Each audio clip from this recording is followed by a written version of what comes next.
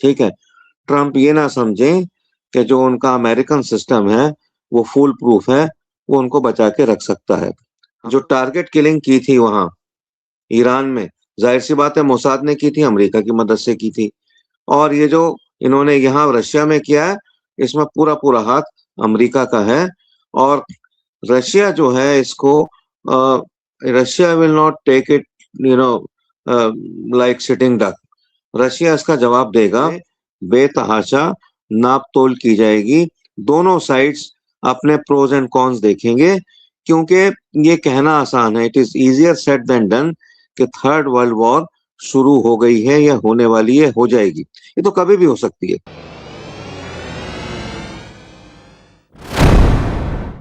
और मैं फिर से वहीं पे इजराइल का खौफ है, मेरे साथ जुड़ गए हैं फिरोज बख्त अहमद साहब, सीनियर पॉलिटिकल एनालिस्ट हैं, मौलाना आजाद उर्दू यूनिवर्सिटी के चांसलर रहे हैं। और आपको मैं बता दूं कि फिरोज बख्त अहमद साहब कॉलम निगार हैं, जर्नलिस्ट हैं, और मिडिल ईस्ट और इंटरनेशनल पॉलिटिक्स पे बहुत बड़ी खबर रखते हैं। फिरोज बख्त साहब का बहुत बहुत इस्तकबाल है। फिरोज बख्त साहब, एक बड़ी खबर आई है रूस से, पहले हम रूस की तरफ चलेंगे, फिर इजराइल और गाजा में आएंगे, ईरान पे बात करेंगे। सबसे बड़ी खबर यह है कि मॉस्को पर एक हमला हुआ है जिसमें रूसी जनरल का कत्ल कर दिया गया है, मार दिया गया है। क्या ये माना जाए कि जंग जिसको ये था कि शायद रुक जाएगी, लेकिन अब ऐसा नहीं दिखाया जा रहा है, तो क्या ये सही है कि तीसरी आलमी जंग का आगाज हो गया? क्योंकि अब ये कहा जा रहा है कि यूक्रेन ने ही ये अटैक किया है और वहां पे कार ब्लास्ट में जनरल की मौत हुई है। फिरोज बख्त साहब। जी, डॉक्टर मुमताज आलम रजवी साहब, आपका बहुत बहुत शुक्रिया, और आपके तमाम सामईन का भी बहुत बहुत शुक्रिया। और जो डिस्कॉर्डेंट नोट पे खबर आपने शुरू की है कि रूस के अंदर एक बहुत ही जो खास फौजी जनरल थे, उनको उनका कत्ल कर दिया गया है। और बल्कि जिसको टारगेट किलिंग कहते हैं, वो उनके साथ हुआ है, जैसे ईरान में इन्होंने किया था। तो हमें तो ये लगता है जो टारगेट किलिंग इसने करी है यूक्रेन ने, इसमें मोसाद या इसराइल की मदद जरूर ली होगी। ये लोग अब जो हैं, ये हाथ धो के रशिया के पीछे पड़ गए हैं। ठीक है। अब देखिए, war is a very different kind of a ball game all together. ठीक है। ये जैसे हम लोग बच्चों की तरह बातें करते हैं, ऐसा होगा वैसा होगा, यूं होगा, ये कर देगा वो कर देगा, लेकिन एक बहुत ही सख्त जान चीज होती है लड़ाई। और जिस तरीके से यूक्रेन ने बड़ा हार्ड रिसर्च वर्क करके इस जनरल को मारा है, तो ये मोसाद टाइप ही जो है किलिंग है। और मुझे पूरा इसमें यकीन है कि इसमें मोसाद ने यूक्रेन की मदद की होगी, और ये अच्छा नहीं हुआ है। और रूस जो है, रूस के लिए बहुत बड़ा ये हादसा है, रूस के लिए बहुत बड़ा नुकसान है। और उसका ये समझिए कि जो एक उसकी उसका जो मान सम्मान है, जो उसकी ईगो है, वो बड़ी जबरदस्त किस्म से वो तो हर्ट हुई है, लेकिन एक बहुत अहम फौजी जनरल का भी नुकसान हुआ है। अब रूस इसको खामोशी से नहीं लेगा, रूस भी अब इस तरह के अटैक करेगा। तो अब यूक्रेन के जो सद्र हैं जेलेंस्की, उनको होशियार हो जाना चाहिए कि now in line most of his generals might face the same target killing. हालांकि टारगेट किलिंग कोई अच्छा काम नहीं है, कोई अच्छी चीज नहीं है। जैसे इन्होंने ईरान में किया था मोसाद वालों ने, कि इन्होंने कितने ही ईरान के जो है फौजी जनरल मार दिए थे, इन्होंने साइंटिस्ट मार दिए थे। ये एक वर्ल्ड का एक रिकॉर्ड है एक तरह का, लेकिन बावजूद उसके ईरान खड़ा रहा, ईरान के पास गायबाना मदद आई, और ईरान ने उसका जवाब दिया, मुस्तैदी के साथ दिया। रूस का भी अब यही रहेगा। आपने कहा है कि ये वर्ल्ड वॉर 3 शुरू हो गई है। देखिए, वर्ल्ड वॉर 3 शुरू होना कोई आसान काम नहीं है। जो शुरू करेगा वो ये मान के शुरू करेगा कि पहले उसका खात्मा होगा। अगर वो खत्म होना चाहता है तो ठीक है, क्योंकि वर्ल्ड वॉर शुरू अगर खुदा न खास्ता हुई, जो को मैं समझता हूँ नहीं होनी चाहिए और शायद नहीं होगी, लेकिन इसके हालात जो है बनाए जा रहे हैं। जिस तरीके से रूस के ऊपर अटैक किया गया है, तो रूस अब क्या करेगा ये तो वक्त ही बताएगा, लेकिन हालात बड़े संगीन हैं, बड़े डरावने हैं, और कभी भी ये हो सकता है कि रूस अभी तक काफी कंस्ट्रेंट से काम ले रहा है। बार बार रूस जो है धमकी देता है कि हम अपने एटॉमिक वॉर हेड्स जो हैं वो नेटो कंट्रीज पे छोड़ सकते हैं। कभी वो जर्मनी को धमकी देता है, कभी वो यूके को देता है, कभी और कंट्रीज को देता है, फ्रांस को देता है। ये करता रहा है, लेकिन अगर रूस अपनी पे आ गया तो रूस ये कर देगा, और जिस दिन रूस ने ये कर दिया तब आप समझिए कि न्यूक्लियर वॉर शुरू हो गई, और हो सकता है कि दुनिया के खात्मे की भी शुरुआत हो गई। लेकिन मुझे अभी लगता है कि ऐसा होना नहीं चाहिए। लेकिन फिरोज बख्श साहब जिस तरह का अटैक किया है और मॉस्को के अंदर किया है, और इसमें जो रिपोर्ट आ रही है पहले उसमें कि यूक्रेन और आपने उसको और आगे बढ़ाया कि इसमें या तो अमेरिका और इजराइल का ही इसमें हाथ होगा। तो अगर इस तरह से टारगेटिंग किलिंग मॉस्को के अंदर हुई, इससे पहले आपको याद होगा कि पुतिन को भी मारने की कोशिश की गई थी, लेकिन पुतिन जो है वो बच गए। तो क्या क्या ये मतलब अब कोई एटिकेट्स नहीं रह गए हैं, अब कहीं किसी को मारा जा सकता है इस तरह। तो फिरोज बख्श साहब ये तो बहुत ही खतरनाक है। फिर फिरोज बख्श साहब का नेटवर्क वो है, मैं उनसे कहूंगा कि नेटवर्क अपना थोड़ा से ठीक कर ले, और मैं फिर आऊंगा। तब तक मैं कुछ खबरें जो यहाँ पे आ रही हैं और जो कमेंट्स आ रहे हैं, मैं फिरोज बख्श साहब से कहूंगा कि अपना नेटवर्क थोड़ा से दुरुस्त कर लें, ताकि यहाँ पे कहा गया है कहीं ये ईरान पर फिर हमला करने का बहाना तो नहीं है। अगर ऐसा हुआ तो क्या ये कहा जा सकता है कि अमेरिका और इजराइल को ना खुदा ही मिला ना विसाले सनम, ये बात कही जा रही है। मैं फिरोज बख्श साहब जरा अपना नेटवर्क ठीक कर लें, नेटवर्क आपका सही नहीं है, एक बार आप थोड़ा से फिर से ज्वाइन कर लें। फिरोज बख्श साहब से मैं कहूंगा कि वो हमें फिर से रीज्वाइन करें, ताकि वो बात हो जाए। और इसके अलावा यहाँ पे आप देखिए एक और जो हमारे हैं RTV डिजिटल्स 25, उन्होंने कहा है खैबर शिकन, हज कासिम, सॉलिड फ्यूल, यहाँ पे 1400 यहाँ पे, और यहाँ पे किलोमीटर, इस तरीके से कई इन्होंने वो किया है, और ये हम लोगों ने पहले भी इस पे काफी डिस्कस किया। मैं फिरोज बख्श साहब से कहूंगा फिर से वो हमें ज्वाइन कर लें। और इसके अलावा देखिए बहुत सारी बातें हैं, बहुत सारी डिस्कशन हम लोग कर रहे हैं, और यहाँ पे फिर हम आपको स्क्रीन की तरफ लेके चलते हैं और दिखाते हैं कि किस तरह के हालात देखिए यहाँ पे हो रहे हैं। और ये सही बात है यहाँ पे। और जो अगली हम बात करेंगे वो अब हम ईरान के जो मिसाइल्स हैं, ईरान का जो टेरर है, ईरान का जो खौफ है, वो बहुत इंपॉर्टेंट है।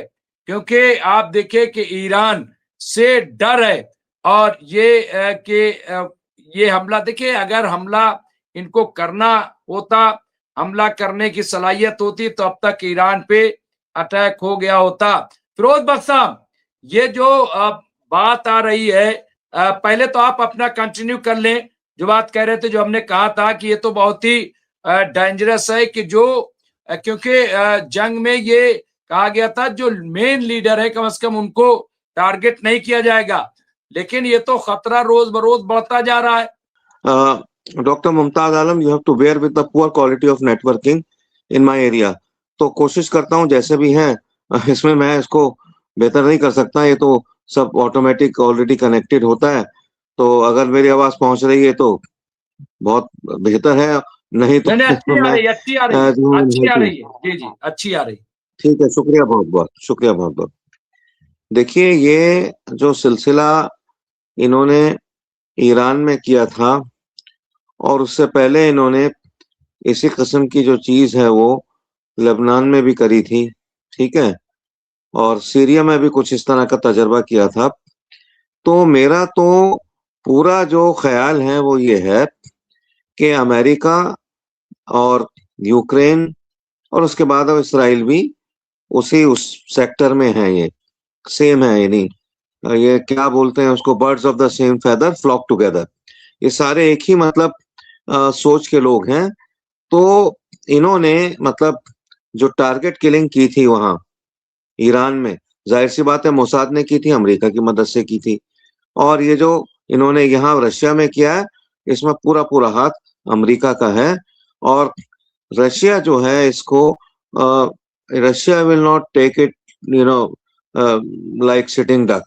रशिया इसका जवाब देगा, और रशिया इसका जवाब ऐसा देगा कि मे बी के द वर्ल्ड सीज, क्योंकि ये अच्छा नहीं किया इन्होंने, रशिया के साथ इन्होंने बिल्कुल भी अच्छा नहीं किया।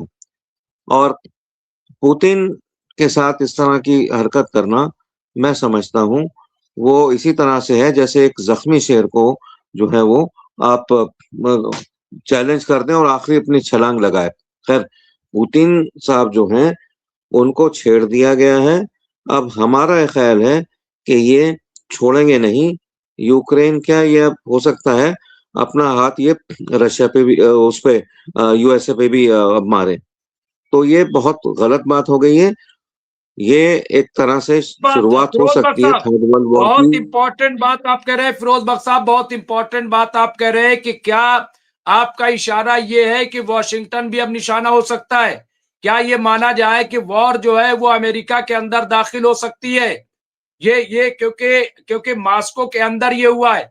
अगर अगर ये अमेरिका के अंदर वॉर दाखिल होती है तो क्या अंजाम होगा? ये बहुत बड़ी बात आप कह रहे हैं फिरोज बख्श साहब। अमेरिका की मदद से ये हुआ है। जेलेंस्की ने किया हो या नेतन्याहू के लोगों ने किया हो, ये हुआ इन्हीं की सबकी टिकड़ी की जो चाल है। और वो बहुत बड़ा ऑफिसर था, मैं अभी नाम उसका बताता हूँ, जो रशियन ऑफिसर मारा गया। वो जैसे रमजान टाइप का वो था, जो उनके बहुत खास फौजी हैं पुतिन साहब के। तो ये अच्छा नहीं हुआ। और पुतिन जो है, पुतिन ने पूरी तैयारी कर रखी है, हाथ रोक रखा है, जैसे ईरान ने अपना हाथ रोक रखा है इसराइल के खिलाफ। पुतिन ने भी अपना हाथ रोक रखा है यूएसए के खिलाफ। और मेरा ख्याल यह है कि इसमें किंग जॉन भी इनके साथ आ जाएंगे। नॉर्थ कोरिया रशिया को अगर कुछ इस तरह के मामलात होते हैं, अगर अटैक करना है न्यूयॉर्क में या वॉशिंगटन में या कनेक्टिकट में, कहीं भी किसी भी इनके जो 50 स्टेट्स हैं वहां पे, तो अब फिर आपकी बात आ जाती है भाई, ये तो फिर ये वर्ल्ड वॉर की शुरुआत एक तरह से हो सकती है, हो भी सकती है। लेकिन मैं सोचता हूं कि मैं इसलिए अभी मैं ये लोग, रोकूंगा फिरोज बख्श साहब, मैं रोकूंगा। देखिए, आपने खुद ही कहा कि इसमें नॉर्थ कोरिया आ सकता है। भाई, नॉर्थ कोरिया आ सकता है तो ईरान क्यों नहीं आएगा? क्या आपको नहीं लगता, क्या ईरान खामोश बैठेगा फिरोज बख्श साहब? और अगर ये माना जाए कि भाई अमेरिका में वॉर दाखिल होगा तो सबसे बड़ा खतरा तो इजराइल को हो जाएगा। क्योंकि इजराइल अगर अभी भी अगर इजराइल थोड़ा सीना चौड़ा कर रहा है तो अमेरिका की वजह से। लेकिन अगर वॉर अमेरिका ही में दाखिल हो गई तो फिर इजराइल का क्या होगा? ये तो यानी फिर वही थर्ड वर्ल्ड वॉर वाली बात। नहीं, बात तो वही है। देखिए, मैं नहीं, आप सही कह रहे हैं, बात तो वही है। और इसमें सब नापतोल बहुत की जाएगी। थर्ड वर्ल्ड वॉर खुदा ना खास्ता अगर शुरू होती है तो इससे पहले बेतहाशा नापतोल की जाएगी। दोनों साइड्स अपने प्रोज एंड कॉन्स देखेंगे, क्योंकि ये कहना आसान है, it is easier said than done, कि थर्ड वर्ल्ड वॉर शुरू हो गई है या होने वाली है, हो जाएगी। ये तो कभी भी हो सकती है। और मैं तो पहले आपसे फोन पे बात हो रही थी प्रोग्राम से पहले, तो मैंने ये भी आपसे अर्ज किया था कि हमारे जो स्क्रिप्चर्स हैं उनमें जो कयामत का जो वक्त है, जो निशानियां हैं, वो यही वक्त है। हो सकता है अगले जुमे को कयामत आ जाए, सूर फूक जाए, सूरज नीचे आ जाए, जमीन पे आ जाए, ठीक है, या अगले 50 साल में या 500 साल में, ये हम नहीं कह सकते। लेकिन ये फेस कयामत का है। और अगर ये कयामत का फेस है, मैं थोड़ा सा दीन वाली लाइन पे जा रहा हूँ, तो ये हो सकता है कि ये इसी तरह की लड़ाई से शुरू हो, कि अगर पुतिन के ऊपर हमला किया गया है तो पुतिन भी उसका जवाब इसी तरह से देंगे। और हो सकता है कि जब पुतिन के साथ ईरान आए और किम जोंग आए, तो फिर इसराइल भी इधर बढ़ेगा, इसराइल भी इधर मार करेगा।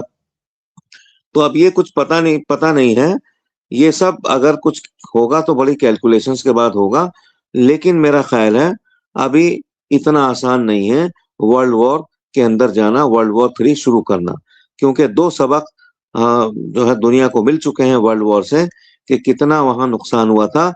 और तीसरा जो वर्ल्ड वॉर का एक छोटा सा नक्शा, क्या अच्छा खासा जो नक्शा है, वो गाजा में लोगों ने देख लिया कि 6-7 लाख लोग वहां मारे गए हैं।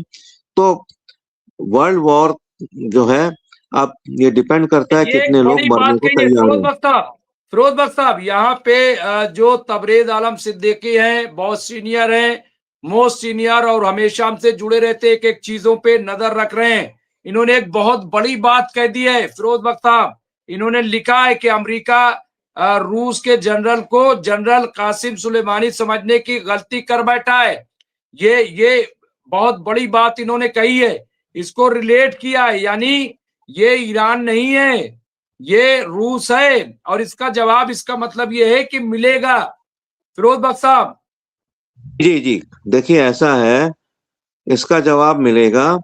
और अब मैं तो ये कहता हूँ कि सिद्दीकी साहब सही बात उन्होंने फरमाई है कि अब ट्रम्प को भी अपने दाएं बाएं देख के रहना होगा। ठीक है, ट्रम्प ये ना समझें कि जो उनका अमेरिकन सिस्टम है वो फूल प्रूफ है, वो उनको बचा के रख सकता है। हम तो नहीं चाहते उनको नुकसान हो, लेकिन जो हरकत ये हुई है, इस हरकत में अमेरिका मुलव्विस है, इसमें इसराइल भी मुलव्विस है। ठीक है। अच्छा, आपने एक बात कही, आपने कहा कि अमेरिका रूसी जनरल को कासिम सुलेमानी ना समझे। देखिए, कासिम सुलेमानी को इतने हल्के में ना आप डिस्क्राइब कीजिए, बहुत बड़े जनरल थे। धोखे से कोई किसी को मार दे तो भाई इसमें कोई ग्रेटनेस नहीं है अमेरिका की या इसराइल की। ठीक है, वो मारे गए, वो शहीद हुए। ठीक है, मारे नहीं गए, शहीद हुए। तो और उसका जो बदला है, उसका अच्छा खासा बदला ईरान ने जून वाली लड़ाई में ले लिया। कासिम सुलेमानी का भी बदला ले लिया, और जो इनके सैकड़ों साइंसदान और फौजी जो हलाक किए गए थे धोखे से, टारगेट किलिंग से, उनका भी ले लिया। और टारगेट किलिंग के लिए ईरान भी तैयार बैठा है। ठीक है, ईरान ने अब टारगेट किलिंग जो है वो सीख ली है मोसाद से। ठीक है, मोसाद के बहुत से लोग पकड़े गए हैं ईरान में, आपको पता है, अपने जून जुलाई के महीने में। और अलावा इसके, मोसाद के अलावा काफी जो अमेरिकन भी थे जो इसमें मुलविस थे, ईरान में रह रहे थे, ये लोग ईरान की गिरफ्त में हैं। हर चीज नहीं बताई जाती, वॉर जब होती है बहुत सी चीजें सीगा-ए-राज में रखी जाती हैं। तो ये ईरान ने भी इन लोगों से जो है वो बिल्कुल सीख ली है। टारगेट किलिंग ईरान कर नहीं रहा। ईरान चाहे तो किसी की भी टारगेट किलिंग कर सकता है, इंक्लूडिंग नेतन्याहू और including any other person in America. ठीक है, तो अब ये कोई अच्छे आसार नहीं है दुनिया के लिए। दुनिया एक आतिशफशा पहाड़ के दहाने पर बैठी हुई है। ठीक है, और इसकी अगर जिम्मेदारी है, कल को खुदा न खास्ता कुछ होता है, कुछ इस तरह की थर्ड वर्ल्ड वॉर होती है, तो हम भी उसमें काम में आ जाएंगे, फिर हमारे प्रोग्राम नहीं जाएंगे,